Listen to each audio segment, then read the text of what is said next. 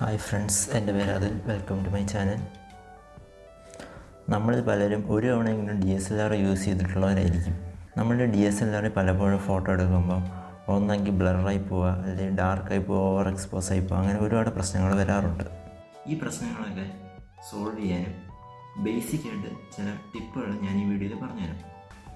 ഇന്നത്തെ വീഡിയോയിൽ ഞാൻ DSLR യൂസ് ചെയ്യാനുള്ള കുറച്ച് ബേസിക് ടിപ്സാണ് തരാൻ പോകുന്നത്. സോ നമുക്ക് വീഡിയോയിലേക്ക് കിടക്കാം.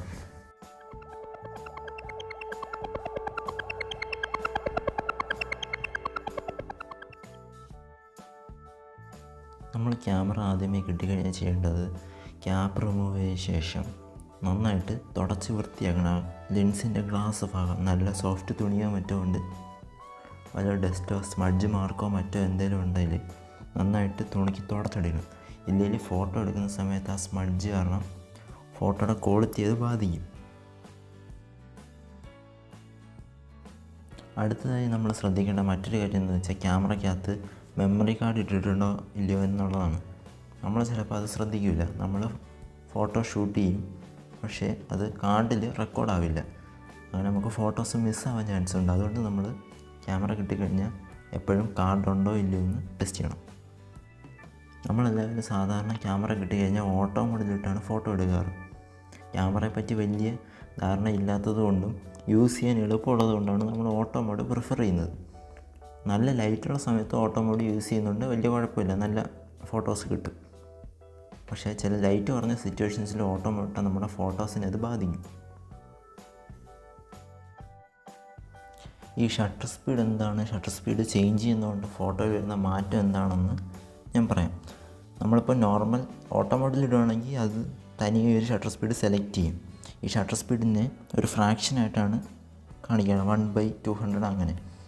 അതായത് ഈ ഷട്ടർ സ്പീഡ് ഒരുപാട് കൂടിയിരുന്നാൽ പെട്ടെന്ന് ഫോട്ടോ എടുക്കുക, അതായത് കുറച്ച് ലൈറ്റ് പെട്ടെന്ന് കയറത്തുള്ളൂ. ഇനി സ്ലോ ആയിട്ടിരുന്നാൽ ഒരുപാട് ലൈറ്റ് കയറും സെൻസറിനകത്തേക്ക്. ഇപ്പോൾ ഒരു 30 സെക്കൻഡ് ഷട്ടർ ഓപ്പൺ ആക്കി വെച്ചിരുന്നാൽ അത്രയും ലൈറ്റ് ക്യാമറയ്ക്കകത്തേക്ക് എൻ്റർ ചെയ്യുകയാണ് ചെയ്യുന്നത്. നമ്മൾ ഷട്ടർ സ്പീഡ് വേരി ചെയ്യുന്നതനുസരിച്ച് ഫോട്ടോസോ ഓവർ എക്സ്പോസോ അണ്ടർ എക്സ്പോസോ ചില സമയത്ത് ബ്ലറായി പോകാൻ ചാൻസ് ഉണ്ട്. DSLRൻ്റെ കേസിൽ ഒപ്റ്റിക്കൽ വ്യൂ ഫൈൻഡർ ആയതുകൊണ്ട് തന്നെ നമ്മൾ കാണുന്ന എന്താണോ അതാണ് വ്യൂ ഫൈൻഡറിലും വരുന്നത്. സോ നമുക്ക് ഷട്ടർ സ്പീഡ് മാറ്റുന്നതനുസരിച്ചുള്ള ബ്രൈറ്റ്നസ് ലൈവായിട്ട് കാണാൻ പറ്റില്ല. സോ ഫോട്ടോസ് ഓവർ എക്സ്പോസ് ആയി പോകാനോ അണ്ടർ എക്സ്പോസ് ആയി പോകാനോ ചാൻസ് ഉണ്ട്. നമ്മൾ ഫോട്ടോ എടുക്കുന്നതിന് മുമ്പായിട്ട് ക്യാമറയുടെ സ്ക്രീനിൽ നമ്മൾ ഷട്ടർ സ്പീഡ് വേരി ചെയ്ത് നോക്കണം, ബ്രൈറ്റ്നസ് കൂടുന്നോ കുറയുന്നോ ഇല്ലയോ. എന്നിട്ട് നമുക്ക് അപ്രോപ്രിയേറ്റ് ആയിട്ടുള്ള ഷട്ടർ സ്പീഡ് ഇട്ടിട്ട് പിന്നെ വ്യൂ ഫൈൻഡറിൽ കൂടെ നോക്കി ഫോട്ടോ എടുക്കുമ്പോൾ ആ പ്രശ്നം വരത്തില്ല. ഇവിടെ ഇപ്പോൾ ഞാൻ ഷട്ടർ സ്പീഡ് 1/4000 ഇട്ടപ്പോൾ ഭയങ്കര കൂടിയ ഷട്ടർ സ്പീഡാണ്. അപ്പോഴത്തേക്ക് ഇമേജ് ഭയങ്കരമായിട്ട് ഡാർക്കായി. ഷട്ടർ സ്പീഡ് കുറച്ച് കൊണ്ടുവരുന്നതനുസരിച്ച് ഇമേജ് ബ്രൈറ്റായി വരും. നിങ്ങൾക്ക് ഈ ഇമേജ് കാണുമ്പോൾ മനസ്സിലാവും ഷട്ടർ സ്പീഡ് ഉപയോഗിക്കുമ്പോൾ വരുന്ന വ്യത്യാസം. ഹൈ ഷട്ടർ സ്പീഡ് യൂസ് ചെയ്യുമ്പോൾ ഇമേജ് ഫ്രീസ് ആവും, സ്ലോ ഉപയോഗിക്കുമ്പോൾ ബ്ലറാവും. സോ ഫോട്ടോ എടുക്കുന്നതിന് മുമ്പായിട്ട് ഷട്ടർ സ്പീഡ് എത്ര ഉണ്ട്, എത്ര വേണം എന്നൊക്കെ ഒന്ന് പ്ലാൻ ചെയ്യുന്നത് നമ്മുടെ ഇമേജ് ബെറ്റർ ആവാൻ സഹായിക്കും. അടുത്തതായി നോക്കേണ്ട ഒരു കാര്യം ISO ആണ്. ISO എന്ന് പറയുമ്പോൾ ആർട്ടിഫിഷ്യലായിട്ട് നമ്മുടെ ലൈറ്റിനെ ബൂസ്റ്റ് ചെയ്യുന്നൊരു സെറ്റിങ്സാണ്. ISO കൂടുന്നതനുസരിച്ച് നമ്മുടെ ഇമേജ് ബ്രൈറ്റ് ആവും. ഈ ലോ ലൈറ്റ് കണ്ടീഷൻസിൽ ഒരു ആർട്ടിഫിഷ്യൽ ലൈറ്റ് കൊടുക്കാനാണ് ISO ഹെൽപ്പ് ചെയ്യുന്നത്. പക്ഷേ ISO നമ്മൾ ഒരുപാട് ഇൻക്രീസ് ചെയ്ത് കഴിഞ്ഞാൽ പിക്ചേഴ്സിൽ നോയ്സ് ഒരുപാട് കൂടും. കൂടാതെ തന്നെ അതിൻ്റെ കളർ ആക്യുറസി കുറയുകയും ഇമേജിൻ്റെ ഷാർപ്നെസ് കുറഞ്ഞ് ഡീറ്റെയിൽസ് നഷ്ടമാവുകയും ചെയ്യും. അടുത്തത് ശ്രദ്ധിക്കേണ്ടത് എക്സ്പോഷറാണ്. എക്സ്പോഷർ സാധാരണഗതിയിൽ -3 to 3 -2 to 2 ആയിരിക്കും. നമ്മൾ എക്സ്പോഷർ കുറയ്ക്കുന്നതനുസരിച്ച് ഫോട്ടോസ് അണ്ടർ എക്സ്പോസ് ആവുകയും കൂട്ടുന്നതനുസരിച്ച് ഓവർ എക്സ്പോസ് ആവുകയും ചെയ്യും. അപ്പോൾ ഔട്ട്ഡോർ ലൈറ്റിങ്ങിനനുസരിച്ച് നമുക്ക് ഇത് കൂട്ടുകയും കുറയ്ക്കുകയും ചെയ്ത് എക്സ്പോഷർ അഡ്ജസ്റ്റ് ചെയ്യാനായിട്ട് സാധിക്കും.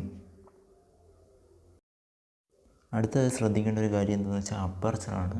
അപ്പർച്ചർ എന്ന് വെച്ചാൽ ഈ ലെൻസിൻ്റെ ഓപ്പണിങ് ആൻഡ് ക്ലോസിങ് ആണ്. അതായത് ലെൻസിൻ്റെ ഫ്രണ്ട് കുറേ ചെറിയ ബ്ലേഡുകളുണ്ട്, ഓപ്പണിങ്ങും ക്ലോസിങ്ങും ആയിട്ടുള്ള. ഇത് അഡ്ജസ്റ്റ് ചെയ്യുന്നതനുസരിച്ച് ലെൻസിനകത്തൂടെ കയറുന്ന ലൈറ്റ് നമുക്ക് അഡ്ജസ്റ്റ് ചെയ്യാൻ സാധിക്കും. അപ്പർച്ചർ മിനിമം ആക്കി വെച്ചിരുന്നാൽ അതിൻ്റെ ഓപ്പണിങ് ഒരുപാട് വലുതായിരിക്കും. സോ ഒരുപാട് ലൈറ്റ് അതിനകത്തേക്ക് കയറും. ഈ ഇമേജിൽ കാണുന്ന പോലെ f1.4 മിനിമം അപ്പർച്ചറാണ്, അതിനകത്ത് മാക്സിമം ലൈറ്റ് കയറും. അതേ f11 f22 ഒക്കെ ആകുമ്പോൾ അപ്പർച്ചർ ക്ലോസ് ആവും, അപ്പം കുറച്ച് ലൈറ്റ് മാത്രമേ കയറത്തുള്ളൂ. ഈ അപ്പർച്ചർ മിനിമം ആയിരിക്കുമ്പോഴത്തേക്ക് നമുക്ക് ബാക്ക്ഗ്രൗണ്ട് നല്ല പോലെ സെപ്പറേഷൻ ചെയ്ത്, അതായത് ബ്ലറി എഫക്റ്റ് നമുക്ക് ബാക്ക്ഗ്രൗണ്ടിൽ കിട്ടും. ഈ അപ്പർച്ചർ ഒരുപാട് കൂടിയിരുന്നാൽ നമ്മുടെ ഫോർഗ്രൗണ്ടും ബാക്ക്ഗ്രൗണ്ടും എല്ലാം ഒരേപോലെ തന്നെ ഫോക്കസ് ആയിരിക്കും. അതാണ് അപ്പർച്ചറിൻ്റെ അഡ്ജസ്റ്റ് ചെയ്യുമ്പോൾ വരുന്ന മാറ്റം. ലോ ലൈറ്റ് സിറ്റുവേഷൻസിൽ അപ്പർച്ചർ കുറഞ്ഞ ലെൻസ് ഉപയോഗിക്കുന്നതായിരിക്കും നല്ലത്. കൂടാതെ നമുക്ക് ബാക്ക്ഗ്രൗണ്ട് ഫോർഗ്രൗണ്ട് നല്ല സെപ്പറേഷൻ വേണമെങ്കിൽ അപ്പർച്ചർ കുറച്ച് വയ്ക്കുന്നതാണ് നല്ലത്. അല്ല ഇനി ഫ്രെയിമിലുള്ള ഇപ്പം ഗ്രൂപ്പ് ഫോട്ടോ ഒക്കെ എടുക്കുമ്പോൾ എല്ലാവരും ഫ്രെയിമിൽ ഫോക്കസായി വരണമെങ്കിൽ അപ്പർച്ചർ കൂട്ടി വയ്ക്കണം. f22 f11 ഒക്കെ ആക്കി വെച്ചിരുന്നാൽ എല്ലാവരെയും നമുക്ക് ഫ്രെയിമിൽ കിട്ടും. അടുത്തായി നോക്കേണ്ട കാര്യം ഫോക്കസാണ്. നമ്മൾ ഈ സെറ്റിങ്സ് എല്ലാം ശരിയാക്കി വെച്ചാൽ ചില സമയത്ത് നമ്മൾ എടുക്കുന്ന ഫോട്ടോസ് ഔട്ട് ഓഫ് ഫോക്കസ് ആയി പോകാൻ ചാൻസ് ഉണ്ട്. നമ്മൾ ഓട്ടോ ഫോക്കസിലിട്ട് ഫോക്കസ് ചെയ്യുന്ന സമയത്തും ചിലപ്പം നമ്മുടെ സബ്ജക്റ്റിൽ നിന്ന് ഫോക്കസ് ക്യാമറ ചൂസ് ചെയ്യുന്നത് വേറെ വല്ലയിടത്തുമായിരിക്കും.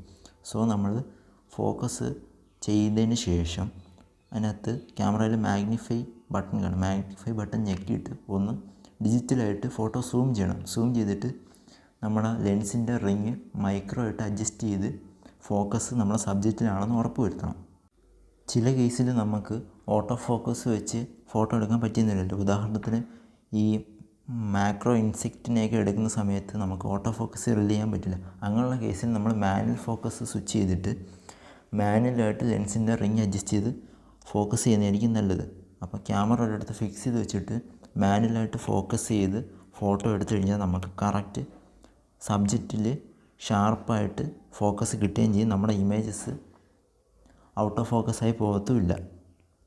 ഇപ്പോഴുള്ള മിറർലെസ് ക്യാമറാസിലാണെങ്കിൽ ഇലക്ട്രോണിക് വ്യൂ ഫൈൻഡർ ആയതുകൊണ്ട് തന്നെ നമുക്ക് ആ വ്യൂ ഫൈൻഡറിൽ വെച്ച് തന്നെ നമുക്ക് മാഗ്നിഫൈ ചെയ്ത് ഫോക്കസ് കറക്റ്റാണെന്ന് ഉറപ്പ് വരുത്താൻ സാധിക്കും. പക്ഷേ DSLRലാണെങ്കിൽ നമ്മൾ ലൈവ് വ്യൂവിൽ വന്നിട്ട് അതിൻ്റെ LCD സ്ക്രീനിൽ സൂം ചെയ്ത് നോക്കിയാലേ ഫോക്കസ് കറക്റ്റാണെന്ന് ഉറപ്പാക്കാൻ പറ്റും. ഞാനീ പറഞ്ഞ points ISO, shutter speed, aperture, exposure ഇതെല്ലാം കറക്റ്റാണോ എന്ന് ചെക്ക് ചെയ്തിട്ട് നമ്മൾ ഫോട്ടോ എടുത്തു കഴിഞ്ഞാൽ ഒരിക്കലും നമ്മളെടുക്കുന്ന ഫോട്ടോസ് വേസ്റ്റായി പോവില്ല.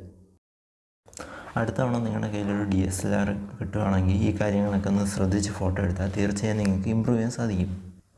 ഈ വീഡിയോ നിങ്ങൾക്ക് ഉപകാരപ്രദമായെന്ന് വിശ്വസിക്കുന്നു. ഇഷ്ടമായെങ്കിൽ വീഡിയോ ലൈക്ക് ചെയ്യുക, നിങ്ങളുടെ ഫ്രണ്ട്സിന് ഷെയർ ചെയ്യുക. ഇതുവരെ ഈ ചാനൽ സബ്സ്ക്രൈബ് ചെയ്തിട്ടില്ലെങ്കിൽ ഒന്ന് സബ്സ്ക്രൈബ് കൂടെ ചെയ്തേക്കുക. പുതിയൊരു വീഡിയോയുമായി കാണുന്നവരെ ബൈ.